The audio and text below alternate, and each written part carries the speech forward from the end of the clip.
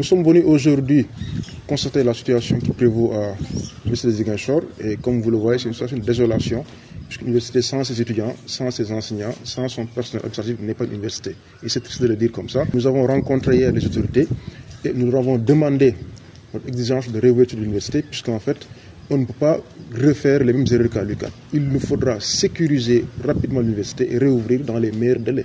Et donc nous condamnons, comme nous l'avons déjà fait encore une fois de plus, la violence envers les enseignants, le personnel. Il faudrait que ceux qui ont été auteurs de ces violences-là soient sanctionnés comme le prévoient les conseils de discipline.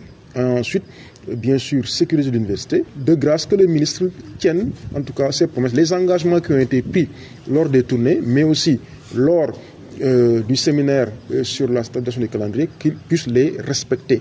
Un homme, une parole. Et donc nous attendons à ce que le ministre, au lieu d'avoir plusieurs paroles partout en communication à tout va, qu'il daigne vraiment respecter ses engagements pour le bien de tout le monde. Donc je pense que le SAES est un syndicat responsable, déterminé pour que ces questions-là soient résolues de façon définitive. La question des chantiers pour Ziguinchor est indigne. Si vous regardez ces bâtiments-là, qui sont en construction depuis 10 ans bientôt et qui ne sont pas livrés, il faut les auditer comme l'a demandé le président. Nous sommes favorables à l'audit des chantiers, mais aussi à la livraison dans les meilleurs délais pour que nous puissions rattraper ce qui reste de l'année académique 2023-24.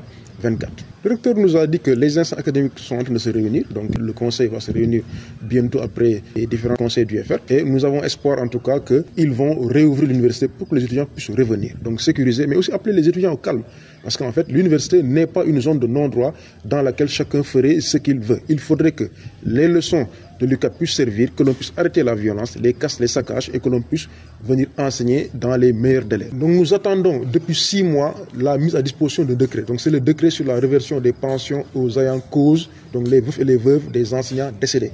Ce décret-là a été signé et perdu, dit-on dans le conseil des ministres, mais depuis lors nous attendons qu'il soit réintroduit. Je pense que le SAES a tout dit pour ce décret, mais malheureusement toutes les promesses n'ont pas été tenues et dans les jours qui viennent en tout cas, le SAES sera obligé de sortir pour réclamer ce décret qui est une question de dignité.